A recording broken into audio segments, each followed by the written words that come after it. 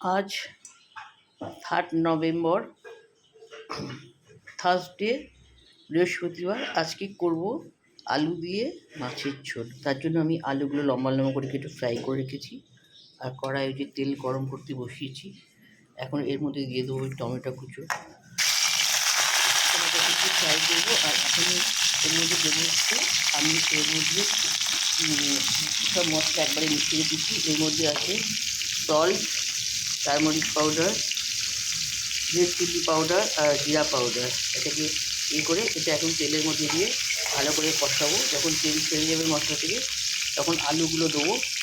আলুগুলো যখন খানিকটা হয়ে যাবে, ভাজা ভাজা একটু ভাজা ফ্রাই করাই আলু তো, তারপরে জল দিয়ে দেবো এবং জলটা টকবক করে ঢাকা দিয়ে দেবো। টকবক করে ফুটে উঠলে তারপরে আমি এই যে রুই ফিশগুলো এর মধ্যে দেবো।